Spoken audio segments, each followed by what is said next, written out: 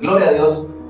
Hemos hablado de hacer planes, pero planes con Dios y planes para Dios.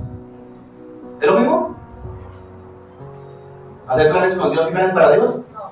Nosotros necesitamos organizarnos ahora que estamos empezando un nuevo año. ¿En qué vamos a hacer en él? Pero siempre de la mano del Señor y siempre pensando en el proyecto de Dios para nuestra vida. Porque podemos hacer planes sin Dios. ¿No podemos? Ese es el asunto. De poder se puede, pero su resultado. Porque ¿quién realmente sabe qué es lo que ha de pasar? ¿Nosotros o Dios? Pues Dios. Así es. Por eso nosotros debemos organizarnos y planear las cosas con Dios. Porque Él sí sabe cómo funcionan las cosas. Él sí sabe cuál es el resultado. Él sí sabe qué es lo que realmente conviene. Vamos a ver en nuestras Biblias, en el libro de Génesis capítulo 4, verso 3 al 5. Y aconteció andando el tiempo que Caín trajo del fruto de la tierra una ofrenda a Jehová. Y Abel trajo también de los primogénitos de sus ovejas, de lo más gordo de ellas. Y miró Jehová con agrado a Abel y su ofrenda, pero no miró con agrado a Caín y a la ofrenda suya. Y se ensañó Caín en gran manera y decayó su semblante. Y vemos que acá hay dos personajes, Caín y Abel, que se presentan delante de Dios ¿con qué? Con una ofrenda. Con una ofrenda, pero uno trajo unas cosas y otro trajo otras. Pero vemos que Dios miró solamente la ofrenda o miró también la persona. Amén, dice, porque miró Jehová con agrado a Abel. Primero está la persona y su ofrenda. Pero no miró con agrado a Caín y a la ofrenda suya. Porque es que ese es el asunto. Nosotros queremos presentarnos delante de Dios.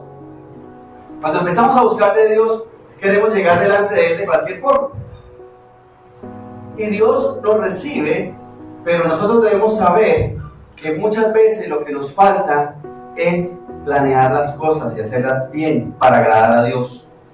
Porque es que ese es el asunto. Muchas veces cuando uno hace algo, lo hace para agradarse a sí mismo, inclusive aunque lo haga para otro. Por ejemplo, el jefe lo pone a hacer un trabajo y entonces uno lo hace como uno quiere, porque uno cree que está bien. ¿Será que si uno hace las cosas como uno quiere, eso le va a agradar al jefe? Porque muchas veces puede que sí, pero muchas veces puede que no. ¿Por qué? Porque no lo hacemos para agradar al otro, sino para agradarse a uno mismo. Inclusive nos pasa cuando le damos un regalo a alguien.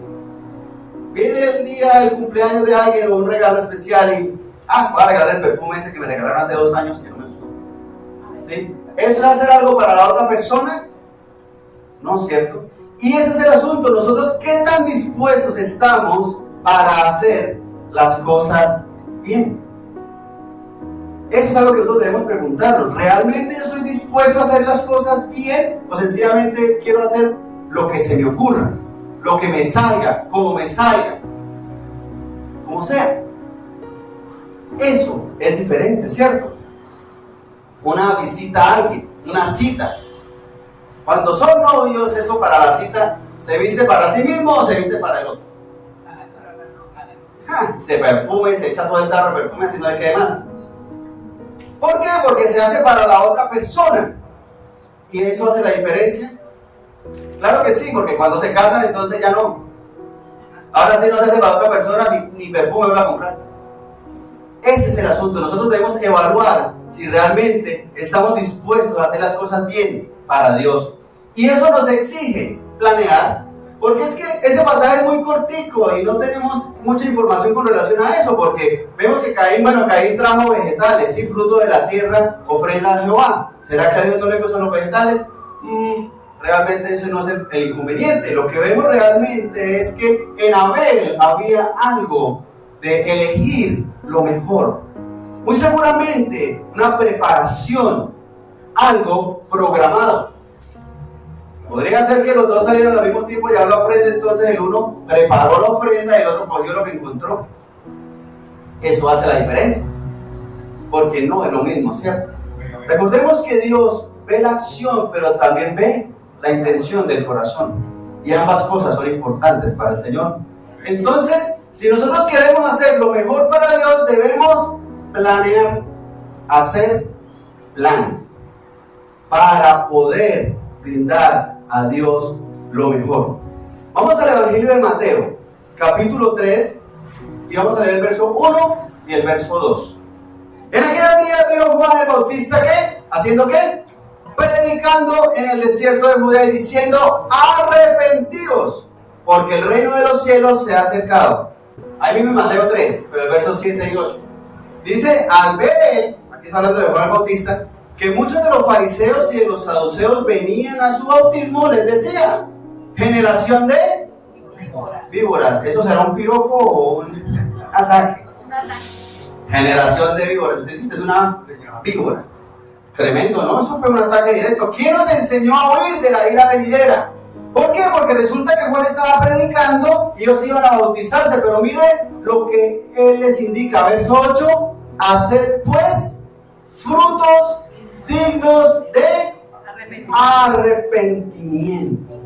Nosotros necesitamos ver que necesitamos hacer cosas. Y esas cosas que hacemos delante de Dios las podemos llamar frutos. Y uno de los primeros frutos que vemos acá es el arrepentimiento. Permítanme, lo ponemos en pantalla. Paso 1, podríamos decir, arrepentimiento.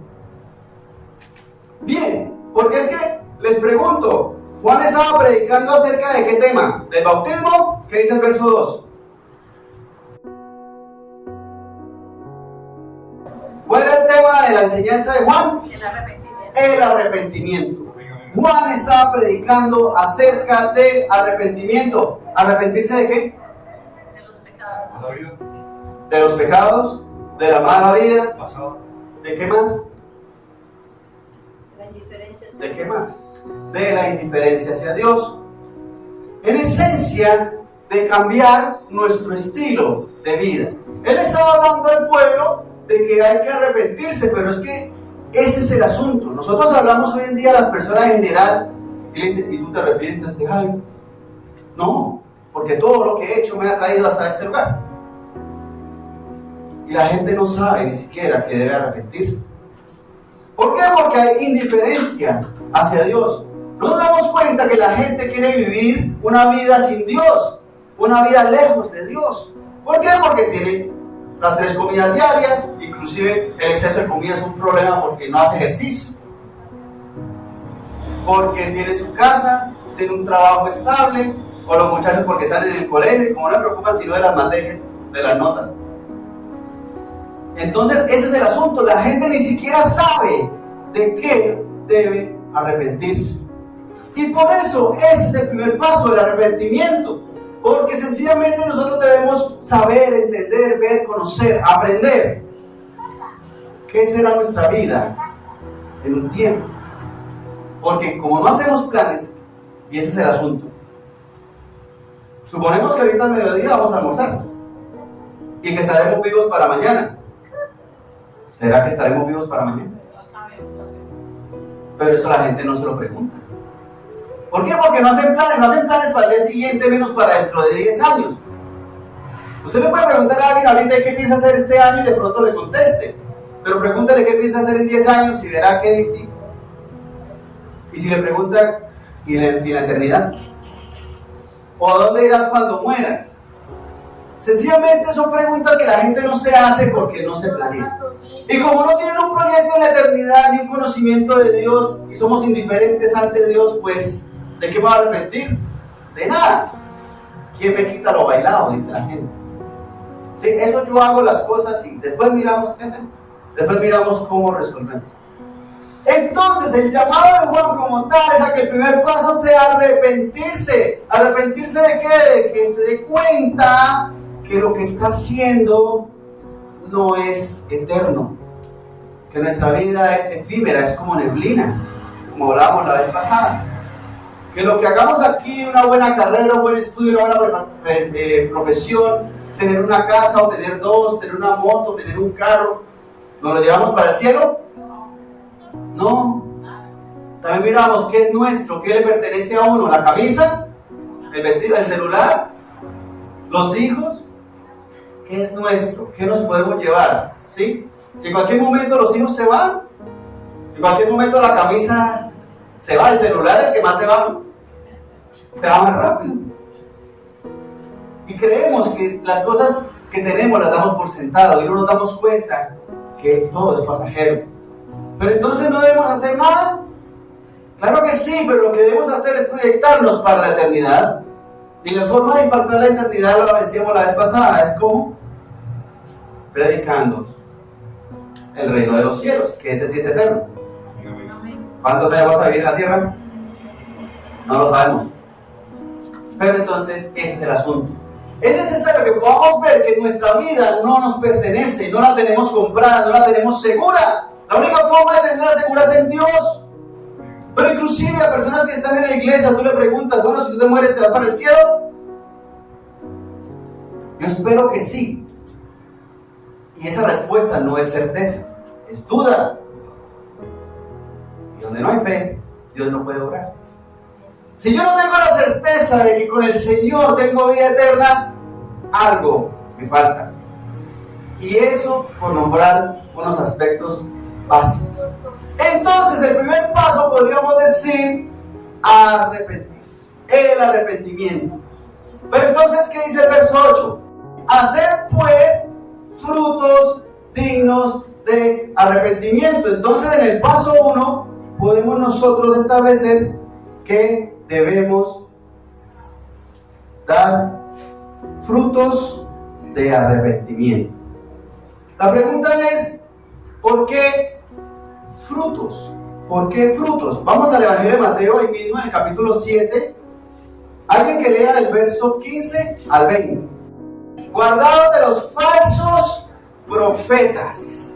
Tremendo, ¿pensar que un profeta puede ser falso? Sí, de la humanidad se puede esperar cualquier cosa. Que vienen a vosotros con vestidos ¿de qué? De ovejas. De ovejas, pero por dentro son ¿qué? Los rapaces. Verso 16, por sus frutos los conoceréis. ¿Acaso se recogen uvas de los espinos o higos de los abrojos? Y es que ese es el asunto. Ustedes le dicen, miren, vaya a la finca, por toda la carretera, tan pronto ve un árbol de mango, ahí es. Y si usted ve el árbol pero no tiene mangos, puede que sepa mucho de vegetación y agro y todo lo demás. Pero si usted ve el árbol lleno de mangos, sabe que el árbol es un árbol de mangos, pero si no tiene ni un manguito. Porque para esta la cosecha de mangos, ¿cómo se demora? Por Dios, seguimos orando por la cosecha.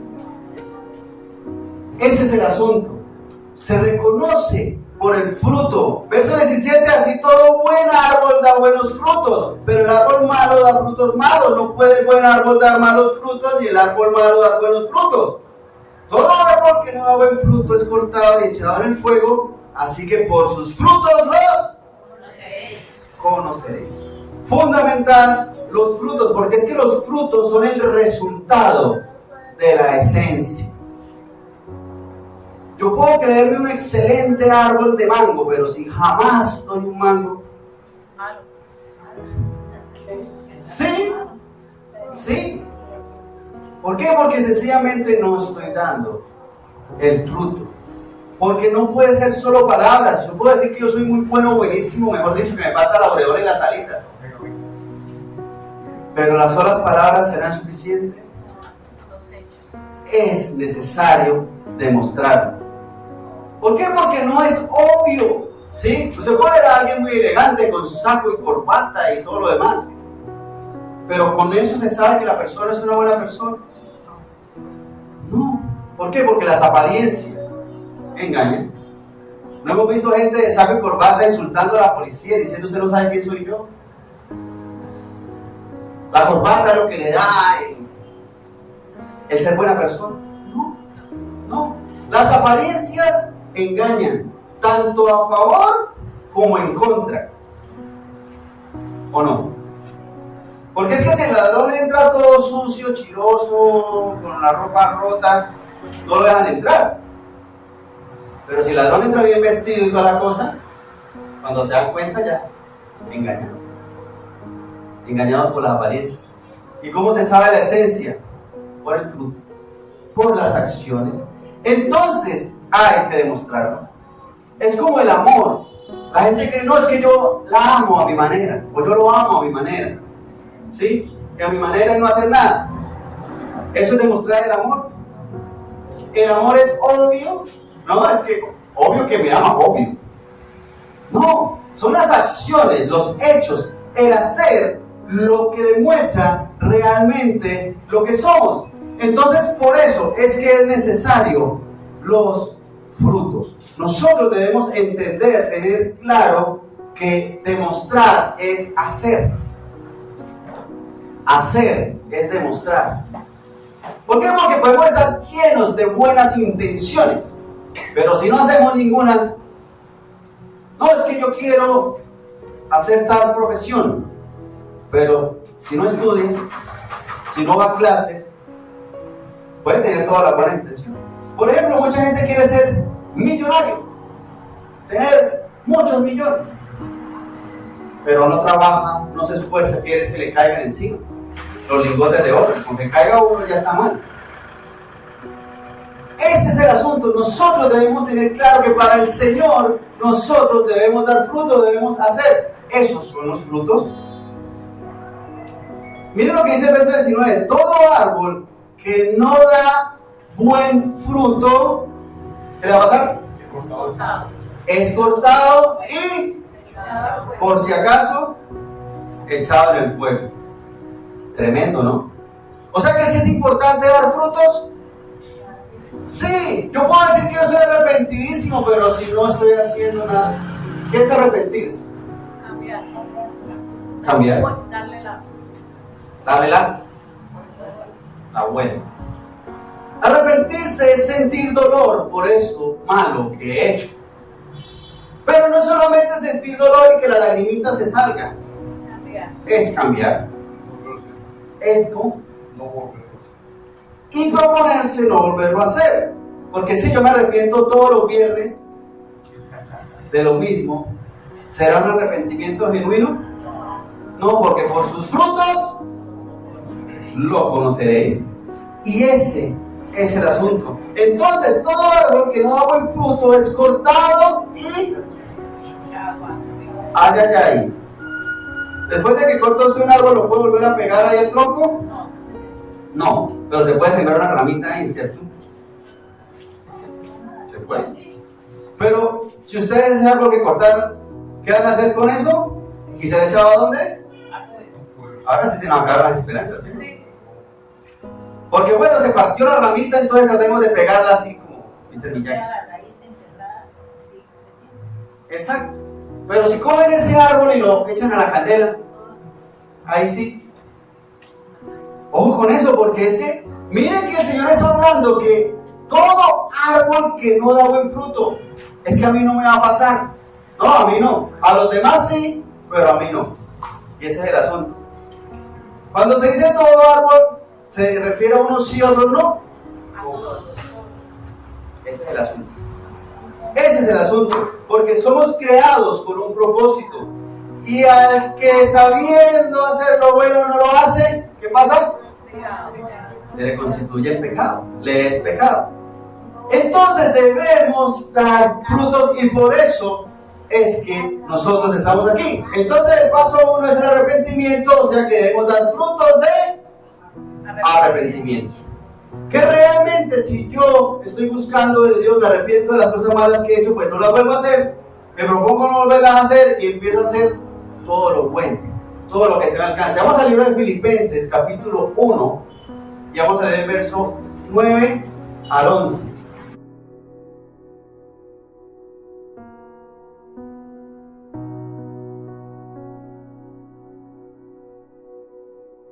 Entonces nosotros podemos ver aquí que el Señor nos pide una serie de pasos, serie de cosas, pero podemos meterlo dentro de una palabra que es agradecimiento.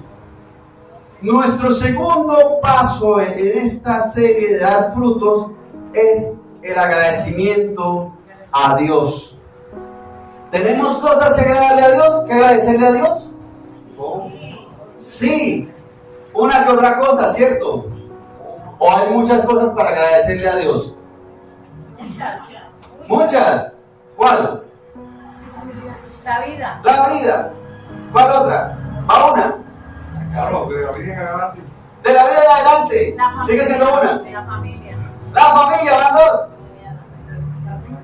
Fin. Muchas cosas, dos. La salud, van tres. La alimentación, ¿qué más? El empleo. La provisión de cada día. El aire que respiras. El aire, si el aire es gratis. ¿No? ¿No, cierto? Vaya al hospital. Ahí sí empieza uno a encontrar la lista de cosas para agradecerle a Dios, ¿no? Qué montón de cosas hay. Lo que pasa es que nos cuesta trabajo hacer una lista. La póngase un día, una hojita y empieza a escribir. Mire la mano, mire la otra, o sea, tener las dos manos, los dedos, las uñas, la salud, la paz, tantas cosas que podemos agradecer a Dios. ¿Se lo agradecer a Dios? Muchísima, hay mucho que agradecerle a Dios. Mire, el solo hecho de que Dios sea Dios es algo para agradecerle a Dios. Suena raro, ¿cierto? Pero así es. Porque, ¿qué tal que Dios fuera tirano? Que fuera como uno cuando niño con una lupa, mirando las hormiguitas al mediodía. ¿Podría Dios dedicarse a eso? Claro que sí, con tanta gente que hay. Pero gracias a Dios, Dios no es así.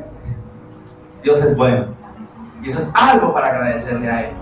Mire que Dios tenga planes para nosotros solo para agradecerle.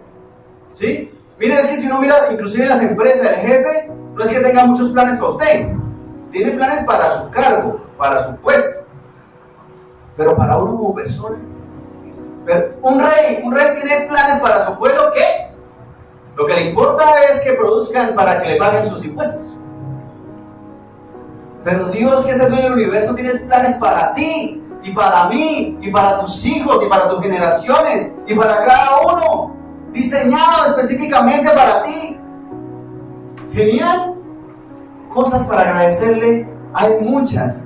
Entonces nosotros debemos entender que por todas las cosas que tenemos que agradecerle a Dios, el agradecimiento a Él debemos compartir eso. ¿Por qué? Porque veíamos que el primer paso es ¿qué?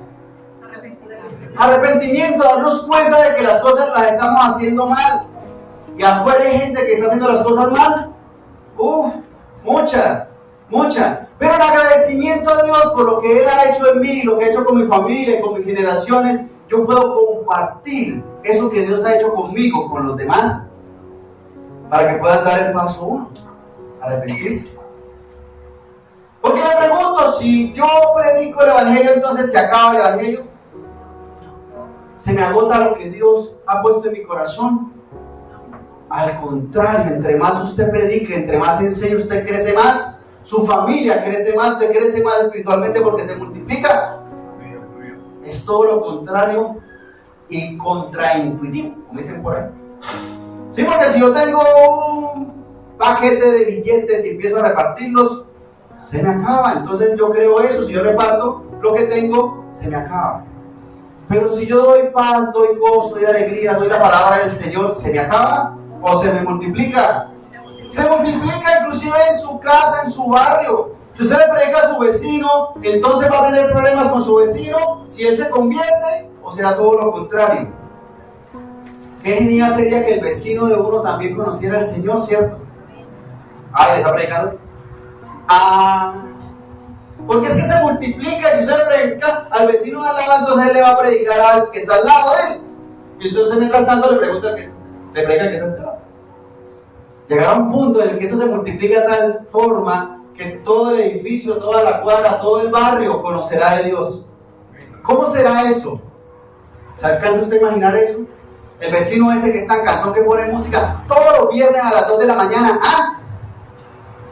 Pero si usted le predica y empieza a conocer de Dios, puede inclusive hablar con esa persona. Esos que no hablan con nadie. Se multiplica. Entonces el agradecimiento a Dios, nosotros debemos compartir con el Señor, con la gente, lo que el Señor ha hecho en nuestra vida. Eso es justicia. Porque es justo que de lo que yo recibí, comparta con otros. no que me lo quede para mí, que me llene solamente. ¿O no es así? Porque si usted vive con alguien en su casa y usted empieza a irle bien en la empresa, entonces lo que hace es irse de la casa y que los demás se resuelvan. Ese es el asunto. Debemos ver que lo que el Señor ha hecho con nosotros debemos compartirlo. Y eso lo hacemos por amor a Dios. ¿Qué dice el verso 9? Filipenses 1. Esto pide la oración que vuestro amor abunde aún más y más. Porque ese es el asunto, el amor se multiplica. Nosotros debemos hacerlo por amor a Dios. ¿Hay razones para amar a Dios? Muchas, muchas. Por amor a Dios, por agradecimiento a Dios. ¿Yo debo amar a Dios? Sí, yo amo a Dios. Pero cuando usted ama a alguien, pero no ama lo que esa persona ama, por ejemplo, usted quiere mucho a tal persona, pero esa persona tiene un hijo que pitoso, cansón, molesto, y usted va y lo empuja. ¿Eso demuestra amor a la mamá o al papá de ese niño, de ese muchacho, de lo que sea? No. ¿No es cierto? Tóquele el hijo y verán. Debemos amar lo que Dios ama. ¿Y qué es lo que Dios ama? A nosotros. O sea que debemos amar a ¿quiénes? A todos. A los demás. ¿Y cómo podemos demostrar el amor a los demás? Mandándole besitos. Mándele besitos y verá que... No, ¿cierto? Buscando su bienestar. ¿Y cómo es la mejor forma de buscar su bienestar? Predicándole. A través de Dios. Amén. Porque no hay quien pueda dar mejor bienestar que Dios. Amén. No hay mejor trabajo, ni mejor empleo, ni mejor profesión, ni mejor nada.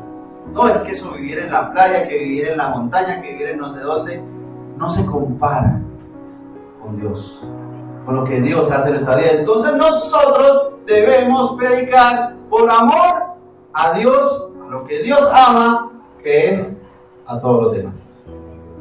Ese es el asunto. Verso 10 dice, para que aprobéis lo mejor, a fin de que seáis sinceros e irreprensibles. ¿Para cuándo?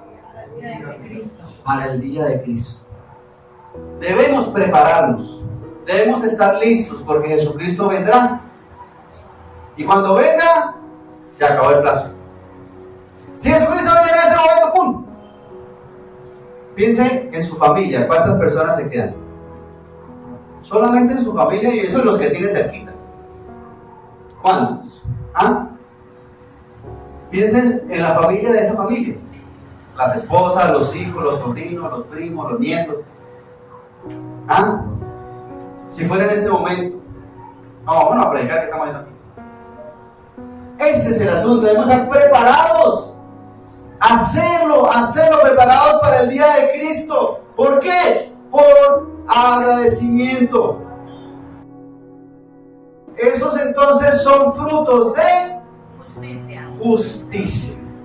Agradecimiento a Dios, y nosotros debemos dar frutos de justicia. ¿Cuántos? ¿Qué dice el verso 11?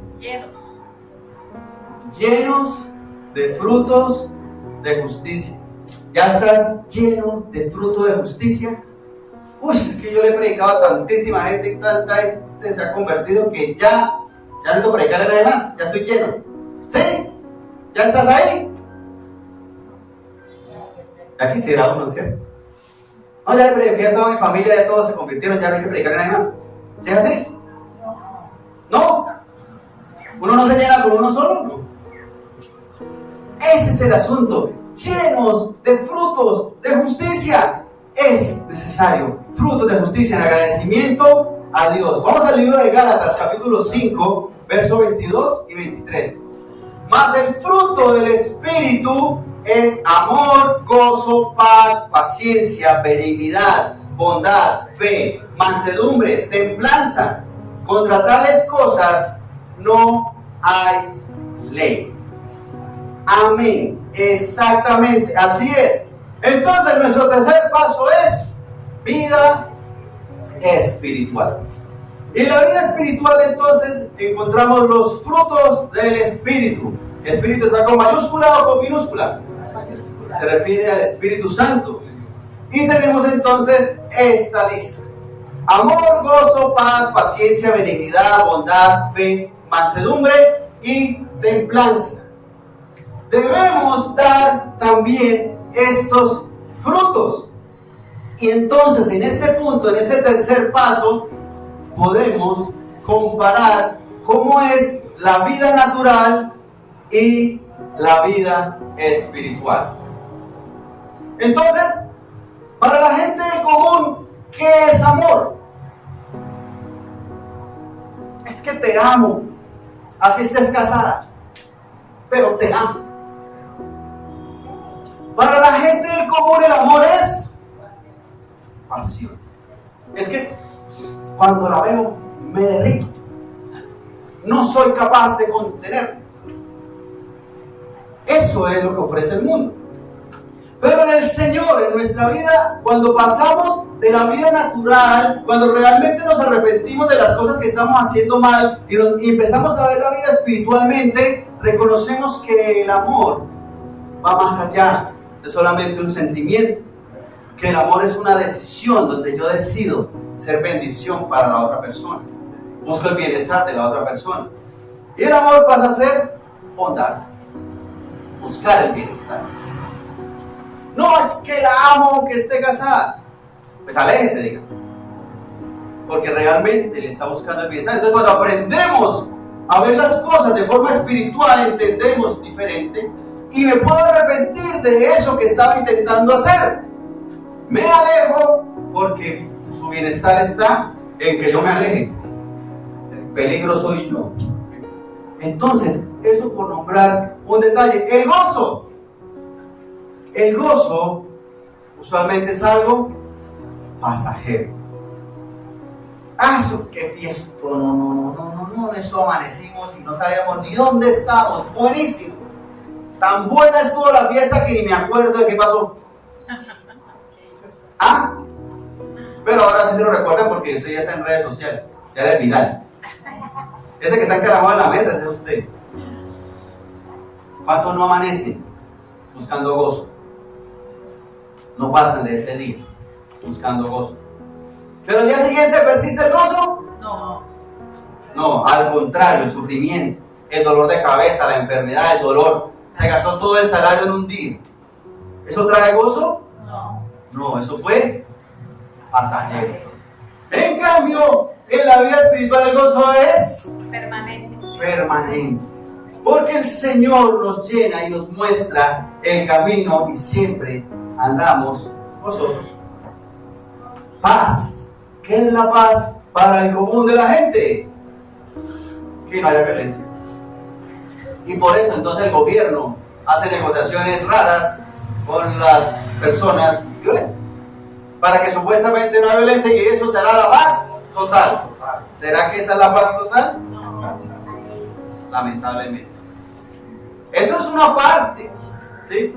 Inclusive una pequeña parte, inclusive una parte obvia para otras regiones, ¿sí? La gente de afuera mira a Colombia como un país violento, lamentablemente. Y lo mira así porque cosas como las que se viven acá no se ven en otros lugares. Pero ¿será que esa es la paz que Dios ofrece? La paz espiritual. La paz espiritual es paz en medio de la tormenta. Que aunque haya dificultades, aunque haya problemas, situaciones difíciles por resolver, yo pueda tener la paz que viene de lo alto. Porque el Señor da la paz no como el mundo la da, para que no se turbe nuestro corazón y tengamos ¿qué? Miedo. ¿Qué es la paciencia en la vida natural? Esperar. A mí no me gusta esperar. ¿A quién le gusta esperar? A nadie. Pero es que tuvo paciencia y ¿qué hizo? Esperó. ¿Sí? Pero la vida espiritual es persistir. ¿Por qué? Porque es que resulta que nuestra exigencia en lo espiritual es más allá. No es solamente que yo espere a que Dios me mande, que Dios me resuelva y yo me quedo aquí sentado. ¿Sí es así? No. ¿Yo debo hacer cosas? Sí. Esa paciencia es que aunque el otro siga con su mala conducta, yo persisto en oración, en ayuno, en predicarle. Usted predica una sola vez y la persona de una vez se convierte, ¿cierto? Inclusive eso con que usted le dé 3 palabritas, eso ya de una vez se sabe la Biblia y se congrega y se bautiza y ayuda. ¿No? ¿no? Entonces hay que tener paciencia, ¿sí? Y la paciencia entonces no le predico más, esperemos a ver qué pasa. No, la paciencia es persistir. Persistir. Benignidad. ¿Qué es eso? Ser bueno. Está en el ser. Entonces yo soy bueno, pero cuando me están viendo. ¿Sí? Y viene el jefe, entonces uno cierra el Candy Crush, el jueguito, y se pone a hacer lo que está haciendo. Lucirse. Porque la gente cree que ser bueno es que se vea cuando lo ven. Pero en la vida espiritual sabemos que es portarse bien. ¿Cuándo? Siempre. Siempre. ¿Por qué? Porque es que si usted no está haciendo lo que debe hacer en su empresa, ¿está haciendo lo correcto? No. Pero si no lo están viendo, ¿eso no es correcto? ¿No? Es que hay gente que se porta bien en la calle y en la casa. ¿Eso es portarse bien? No. No. Está en el ser. En cambio, la bondad en el mundo es para con los míos. Yo le doy regalos a este, y le doy regalos a este otro, y ayudo a este porque es que este me ayudó, o ayudo a este porque muy seguramente ese sí me va a dar. Que me caiga bien. A este le abro la puerta del carro porque seguramente me va a dar ahí, me va a pasar unas monedas, un billetín. O a este lo ayudo porque sé que más adelante si yo necesito algo, ese me va a ayudar a mí. Eso es la bondad en el mundo. ¿Y en la vida espiritual? Debe ser con todos. ¿Por qué? Porque ¿quién es el que paga? Dios. ¿Quién es el que te va a bendecir? Dios. Si tú le das a alguien que no tiene nada, entonces ¿qué estás esperando? Nada. Lo hago para Dios. Mi acción de hacer lo bueno es para con todos. ¿Qué es para el mundo la fe? Creer en Dios. ¿Los demonios creen en Dios? Entonces, ¿qué es la vida espiritual? Creerle a Dios. ¿Es lo mismo creer en Dios que creerle a Dios? No. Yo puedo creer que Dios existe. Ah, sí, lo felicito. Pero creerle a Dios, creer que su palabra es vida, que es para mí, que es para mi familia, hace la diferencia. Mansedumbre. En la vida natural, la mansedumbre. Manso, pero no. Mansedumbre, no olvídese. Progresista, guerrero, violento. Yo le digo lo que toque decirle al que sea. ¿Eso es correcto? No. Lo que toca decirle es Dios te bendiga, predicarle, eso es lo que toca decir. Pero eso es lo que piensa el mundo. ¿No es cierto? No más que se encuentre una moto y un carro, a ver cuál es el lenguaje de esos dos. Mansedumbre, olvídese. ¿No es que tuvo la culpa? ¿Y quién es el que tiene la culpa? El otro, siempre. Porque yo lo hice bien. Eso es en el mundo, ¿o no? ¿Pero en la vida espiritual mansedumbre? Sí.